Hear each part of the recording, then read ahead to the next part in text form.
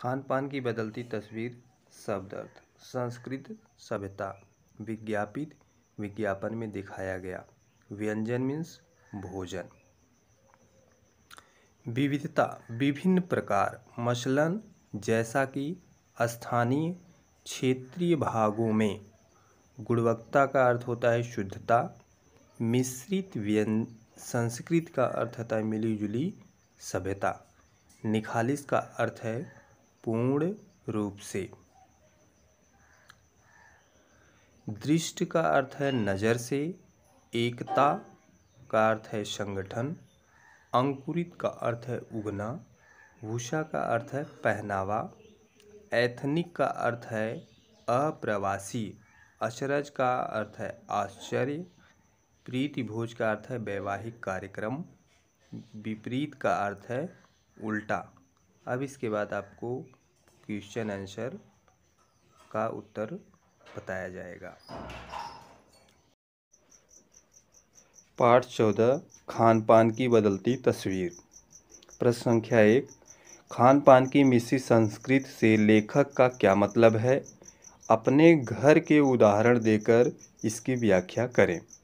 उत्तर होगा इसका, खान पान की मिश्रित संस्कृति से लेखक का मतलब है स्थानीय अन्य प्रांतों तथा विदेशी व्यंजनों के खान पान का आनंद उठाना, यानी स्थानीय व्यंजनों के खाने पकाने में रुचि रखना, उसकी गुणवत्ता तथा स्वाद को बनाए रखना। इसके अलावा अपने पसंद के आधार पर एक दूसरे प्रांत को खाने की चीज़ों को अपने भोज्य पदार्थों में शामिल किया है। जैसे आज दक्षिण भारत के व्यंजन इडली, डोसा, सांभर इत्यादि उत्तर भारत में चाव से खाए जाते हैं और उत्तर भारत के ढाबे के व्यंजन सभी जगह पाए जाते हैं। यहाँ तक पश्चिमी सभ्यता का व्यंजन बर्गर, नूडल्स का चलन भी बहुत बढ़ा है। हमारे घर में उत्तर भारतीय और दक्षिण भारतीय दोनों प्रकार के व्यंजन तैयार होते हैं। मसलन मैं उत्तर भारतीय हूँ, हमारा भोजन रोटी, चावल, दाल है, लेकिन इन व्यंजनों से ज़्यादा इडली, सांभर, चावल, चने, राजमा, पूरी, आलू, बर्गर अधिक पसंद किए जाते हैं। यहाँ तक कि हम यहाँ बाज़ार से ना लाकर घर पर ही बनाते हैं। इतना ही नहीं, विदेशी व्यंजन भी बड़ी रुचि से खाते हैं। लेखक के अनुसार यही खान पान की मिश्रित संस्कृति है। क्वेश्चन नंबर 2, खान पान में बदलाव के कौन से फायदे हैं? फिर लेखक इस बदलाव को लेकर चिंतित क्यों है? यह क्वेश्चन बहुत ही महत्वपूर्ण है। उत्तर देखें इसका, खान पान में बदलाव से निम्न फायदे हैं।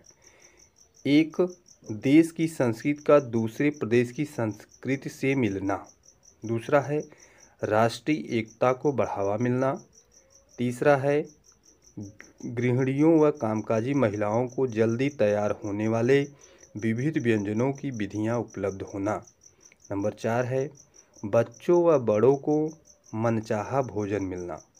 नंबर 5 है देश विदेश के व्यंजन मालूम होना।